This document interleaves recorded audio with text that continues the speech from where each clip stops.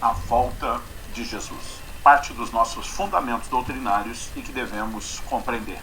E eu quero começar a partir de Atos capítulo 1, eu vou ler do versículo 4 até o 11.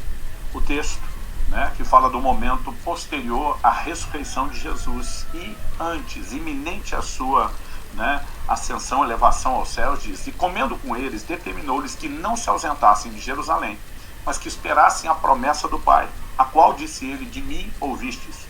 O que João, na verdade, batizou com água, mas vós sereis batizados com o Espírito Santo, não muito depois desses dias. Então, os que estavam reunidos lhe perguntaram: Senhor, será esse o tempo em que restaures o reino a Israel?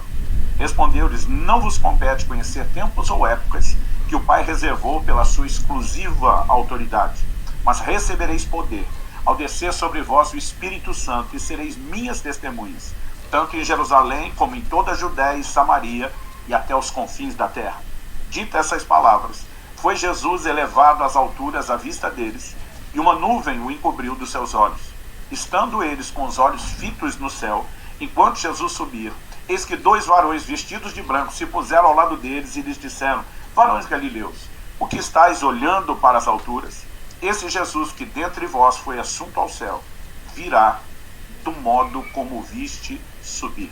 Verso 12 ainda acrescenta: então voltaram para Jerusalém do monte chamado Olival, ou outras versões, do Monte das Oliveiras, que dista daquela cidade tanto como a jornada de um sábado. Eu quero tomar esse texto onde Jesus tão logo é oculto dos olhos, da vista dos seus discípulos, enquanto elevado aos céus, é oculto por uma nuvem.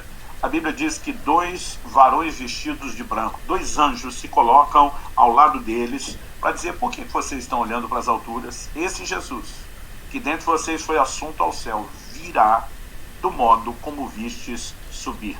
Por muitas vezes no seu ensino, nosso Senhor ensina a respeito da sua vinda.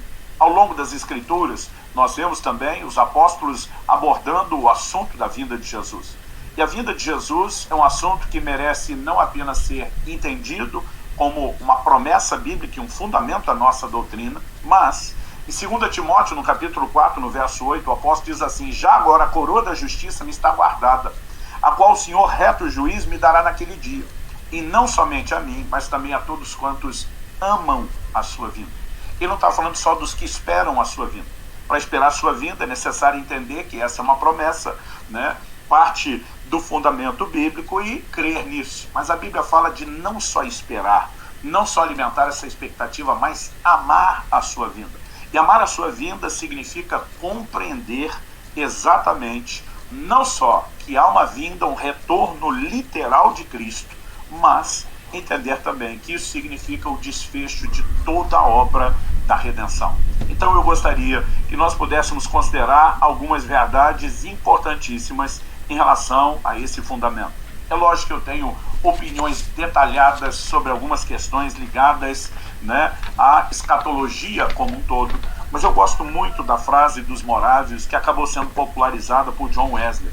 Eles diziam: nas coisas essenciais, unidade; nas não essenciais, nas secundárias, tolerância; outras traduções dizem liberdade; mas em todas as coisas, o amor.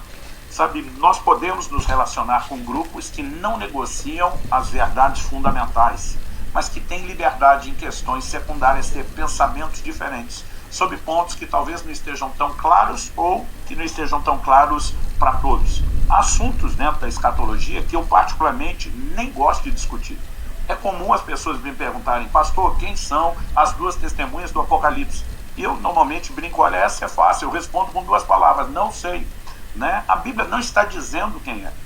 Mas nós podemos inferir, por isso é que você pode inferir, você pode pensar, você não pode ensinar como doutrina aquilo que não é claro nas Escrituras.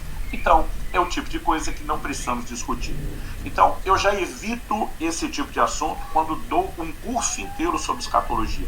Quando vamos trazer um resumo doutrinário como esse, então é que vamos exata e diretamente nos pontos principais. A primeira coisa que eu quero destacar aqui é que a promessa da vinda de Jesus, do retorno de Cristo nas Escrituras, fala de um retorno físico e literal. Muitas pessoas hoje em dia estão tentando relativizar isso. Não, o retorno não é bem um retorno, é apenas o cumprimento da missão da igreja. Não, há promessas né, claras e específicas de um retorno físico e literal. Nós acabamos de ler em Atos 1, né, do verso 9 a 11, do modo como o vistes ir, ele há de voltar. A Bíblia diz que ele foi oculto dos olhos deles numa nuvem. Em 1 Tessalonicenses 4, a Bíblia diz que ele virá dos céus nas nuvens. A Bíblia diz que eles estavam, né, no Monte das Oliveiras quando nosso Senhor foi assunto aos céus. E quando olhamos para as profecias bíblicas do Antigo Testamento, como por exemplo a de Zacarias 14, verso 1, eis que vem o dia do Senhor. O dia do Senhor no Antigo e Novo Testamento fala do advento, do retorno de Cristo. Verso 4, naquele dia estarão seus pés sobre o Monte das Oliveiras, que está de frente de Jerusalém para o Oriente. A Bíblia diz que ele subiu dali, é oculto numa nuvem. A Bíblia diz que ele vem com as nuvens e que os seus pés serão colocados no Monte das Oliveiras. Ou seja, quando os anjos estão dizendo, do modo como vocês o viram ir, ele há de voltar, é como se essa cena estivesse gravada, alguém tocasse o play e depois voltasse a filmagem, e será exatamente assim o retorno de Cristo. Assim como foi físico e literal, né, a forma como Cristo foi elevado será também o seu retorno.